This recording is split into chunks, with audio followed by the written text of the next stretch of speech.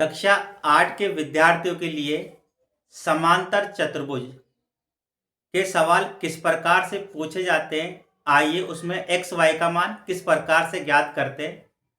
ये दो आकृतियां हैं।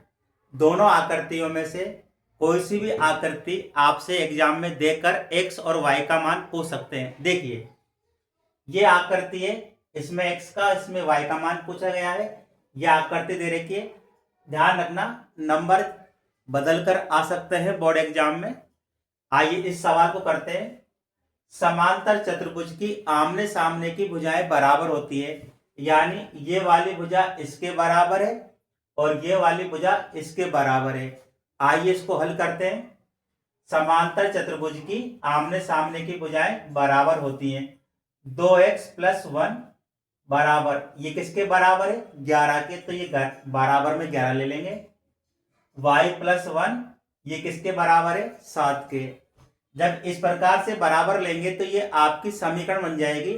और समीकरण को हल कैसे करते हैं? चर और अचर को अलग अलग कर लेते हैं। आइए, 2x बराबर, ये 1 प्लस का है, बराबर के उधर जाएगा तो काय का बन जाएगा? माइनस का, यानी 11 - 1। 2x बराबर 11 में से 1 गए तो कितने बचेंगे? 10। x का मान निकालेंगे तो 2 गुणा में है, बराबर में जाएंगे तो बटे में आ जाएंगे। 2 का भाग 10 में देंगे तो कितनी बार जाएगा? 5 बार। x बराबर 5, यानी आपका ये एक आंसर निकल गया x का मान। इसी प्रकार y का मान निकालना है तो y बराबर 7, ये प्लस का 1 है, बराबर के उधर जाएगा तो माइनस का 1 हो जाएगा। 7 में से 1 गए तो 6। आपका यही आंसर है। यहां y के साथ में कोई संख्या नहीं है, यहां पर x के साथ में संख्या थी, ये बटे में चली गई। यहां पर कोई संख्या नहीं है, इसलिए बटे में नहीं जाएगी। तो y बराबर कितना आंसर आ जाएगा? 6। एक और सवाल देखिए, ये इसके विकर्ण है। आपसे पूछे एक चतुर्भुज में कितने विकर्ण होते हैं, तो एक चतुर्भुज में 2 विकर्ण होते हैं। चाहे वो समांतर चतुर्भुज हो, समचतुर्भुज हो, आयत हो या वर्ग हो, चतुर्भुज की कोई सी भी आकृति हो, उसमें 2 विकर्ण होते हैं। लेकिन समांतर चतुर्भुज के जो विकर्ण है, विकर्ण एक कोने से दूसरे कोने को मिलाने वाली रेखा होती है।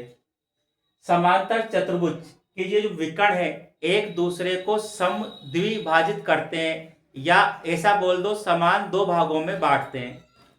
समांतर चतुर्भुज के विकर्ण एक दूसरे को समद्विभाजित या समान 2 भागों में विभाजित करते हैं। मतलब ये वाला हिस्सा और ये वाला हिस्सा आपस में क्या होगा? बराबर होगा।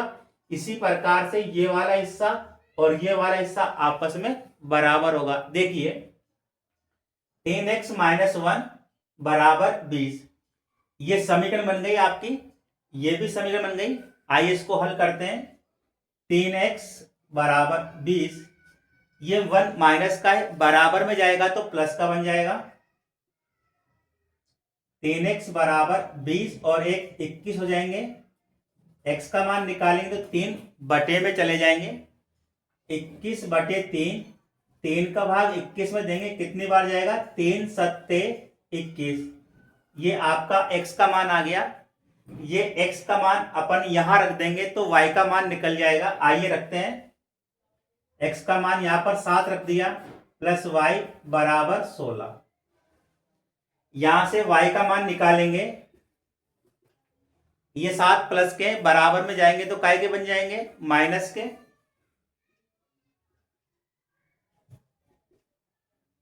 16 में से 7 गए तो कितने बचते हैं? 9। यह आपका आंसर है। इस प्रकार से आपको आकृति दी जाएगी और समांतर चतुर्भुज में x या y का मान या दोनों का मान पूछ सकता है।